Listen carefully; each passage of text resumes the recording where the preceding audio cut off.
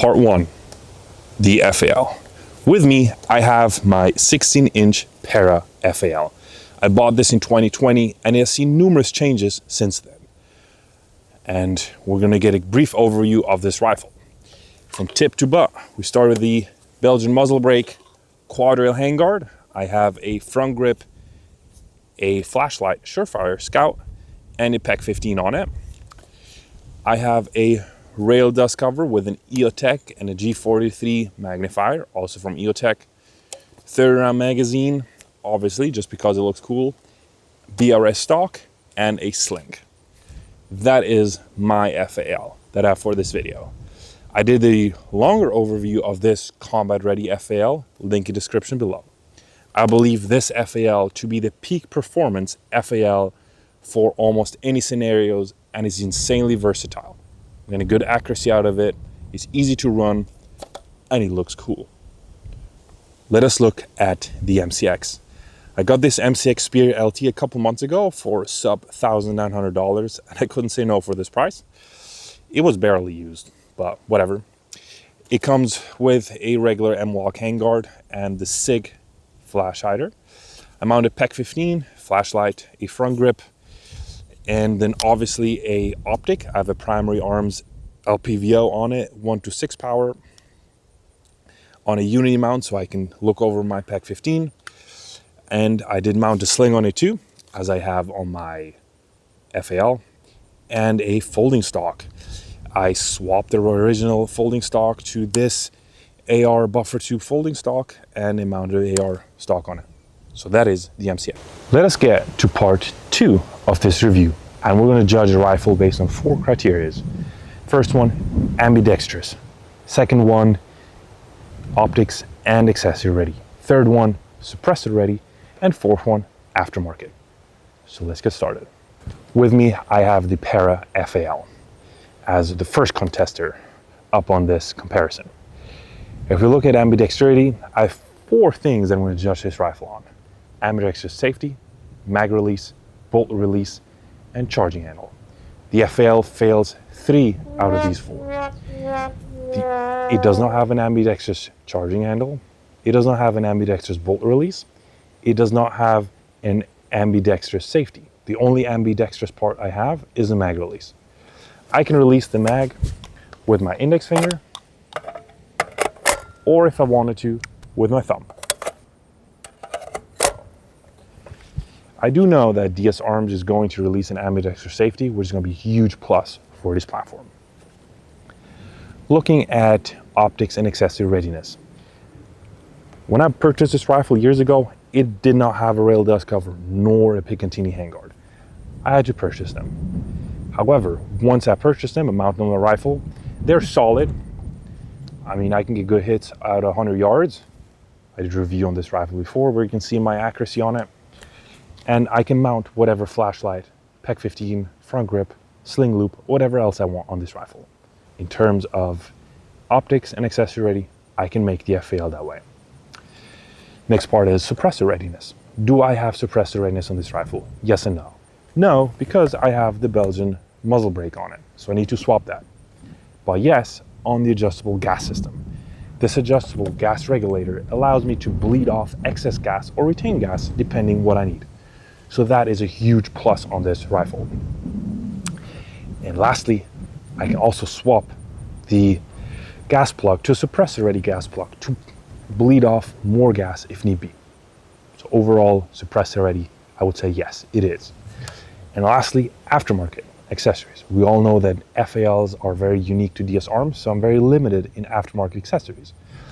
I mean, I kitted it out with the stock, rail dust cover, handguard on it. I mentioned the different gas plug I could get. I can get a different pistol grip, all that kind of stuff to this rifle, but they're very limited. There's not many manufacturers out there. So, and the last thing is obviously the magazines. Is always a hard question. How do I get more magazines for the FAL? So I'm very limited in terms of aftermarket accessories. Now that was the FAL. Let us get to the MCX. Looking at the MCX Spear, I can say the following things in terms of, first thing, ambidextrity. Everything is ambidextrous on this rifle. I have an ambidextrous mag release.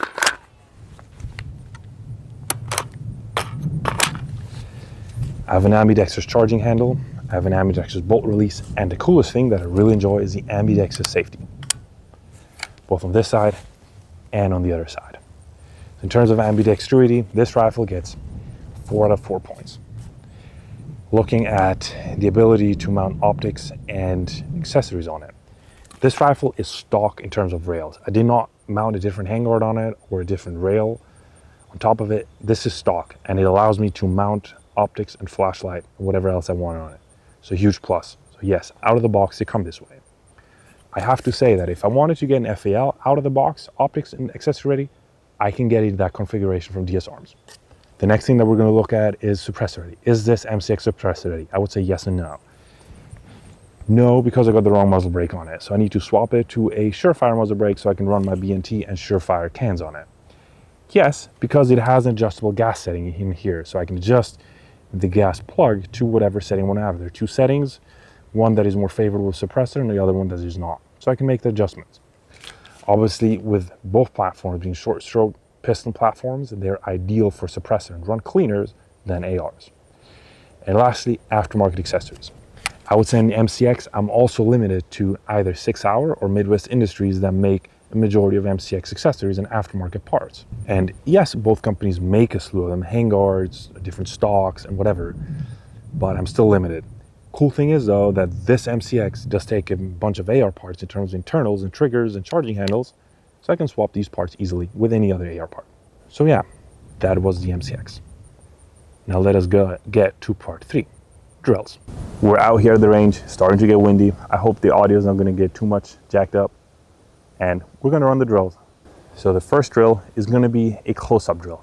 We're going to fire 4 rounds from up close and see how fast I can run these 4 rounds on target. The second drill is going to be double tap. I got the targets behind me. I'm going to stand at 20 yards, fire 2 rounds of, or 2 times the double tap, 4 rounds in total. The last drill will be engaging 2 different targets. So we got the targets, 2 target stands. I want to stand at the 20-yard line or 20-meter line, fire double tap on one target, transition over to the other, double tap. We're not going to go to the target each and every time and score. We're just going to look at after an iteration on how well I did, and then keep on going. My idea is if I hit the target in the main zone, I'm good to go with these rifles. I'm not here for accuracy. I'm here to show how fast I can run these firearms. So the first rifle up is obviously going to be the FAL, and then we're going to get to the MCX. Let's get started. All right, guys, welcome to part 3, running drills with the FAL. First drill up, 4 rounds on target. Let's see how fast I can do it and how good of a grouping I get. Wouldn't be surprised if they're slightly low, because this rifle is sighted in at 25 meters.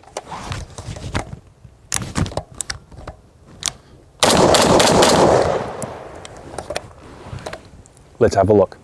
So we started at the 20-yard line or 20-meter line. First 2 rounds were here, second set was over here. I don't know why I drifted over to the left. Meh, guess I suck. Anyhow, let's get to the next drill. Let us run the next drill. I got a full mag with me, and we're gonna do the double tapping twice.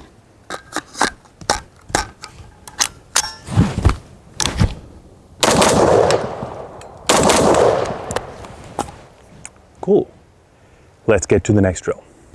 Let's get to the last drill. We're gonna do double tap twice on the targets. I got enough rounds with me. Let's see how it runs.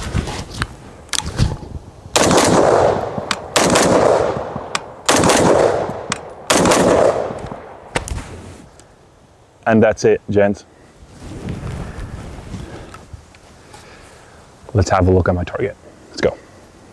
So looking at the grouping, you can see that the vast majority of my rounds are in here. That is a big plus, considering that I was shooting 308 cartridge. Not to mention that my polymer magazine did not disappoint. Anyhow, it's a 308 cartridge. It's very controllable at this distance. So let's see how I do with the MCX. One thing that would not surprise me is that with the MCX, it would take me a little bit longer to acquire the target, just because I have an LPVO on it and not this type of optic. This EOTech just makes it so smooth to acquire the target and to shoot fast. So that might be one drawback of the MCX. But apart from that, I think I can run the MCX rather fast. So let's get to it. This is the part where we're going to run drills with the MCX. First drill, 4 rounds, 20 yards.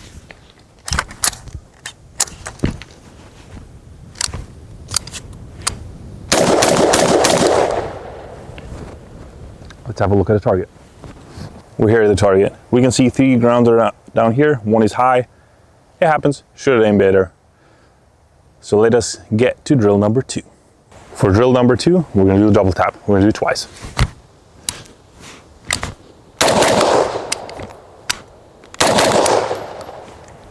What I can say is that I do have difficulties aiming with this LPVO up close and be quick. It happens. Nobody's perfect. Now to drill number 3. That is double tap on each target. We're going to transition between the 2 targets. We're here at the 25-yard line. Let us get started.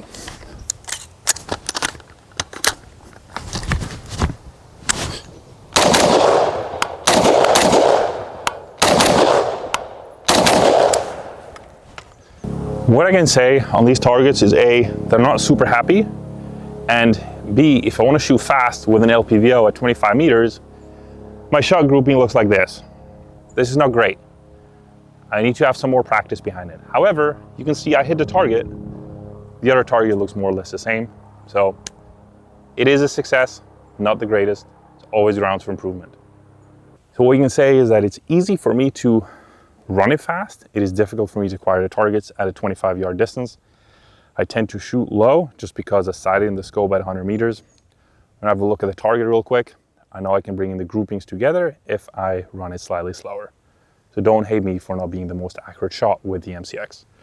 Might have put in like 150 rounds through this rifle, or a little bit less than that. I like it, but I need a lot more time behind it to run it efficiently, especially with an LPVO. I'm not used to shooting LPVO at all. So you guys have seen that I can run an MCX, that it's fast, it doesn't have much of a muzzle climb. That's pretty cool. So let's get to the conclusion. If you would ask me which one is the better rifle, I wouldn't know. And obviously I'm biased. I really do enjoy FALs a lot. I think FALs are a fantastic platform. However, they have their limitations. In today's video, we compare the FAL to the MCX. Both rifles, in my opinion, are fantastic firearms. Both of them run. We've seen them perform the drills, the short little drills that we did. We've seen them, or we just looked at them at a different angle in terms of ambidextrosity, availability of parts, optic and accessory readiness, and also suppressor readiness. And we've seen that both rifles have pros and cons. Again, I want to mention that if I want to get a rifle out of the box from DS Arms looking more or less like this with rails and upgraded stock, I can get it that way from DS Arms for probably more or less the same price as an MCX. So there's no excuse for that. I can get a cheaper one without all that stuff and get the aftermarket accessories from DS Arms for it, the extras. Anyhow, I hope you enjoyed this video, and I appreciate if you comment, like, and subscribe. And if you follow my Instagram and my Twitter, I'm trying to branch out and be on more platforms. So we all know that if one platform gets shut down, at least I'm available on the other ones. Anyhow, thank you very much for watching this video. Thank you very much for your FAL support. I know it's a cool platform, and we can keep this platform cool and keep this platform alive. That is my main goal. And yes, I do run my MCX occasionally. It's not just the FAL that I run, but my heart belongs to the FAL. Now in the future, we're going to do other comparisons. We're going to do the AR lineup, AK, SIG 550 series, and a slew of other guns that I keep in my safe. I do have other firearms than the FAL in my safe because I do like guns to begin with. Yeah, I don't know. I don't talk to women. Such is life. No one is perfect. Anyhow, thanks a lot. En tot volgende keer weer. Cheers.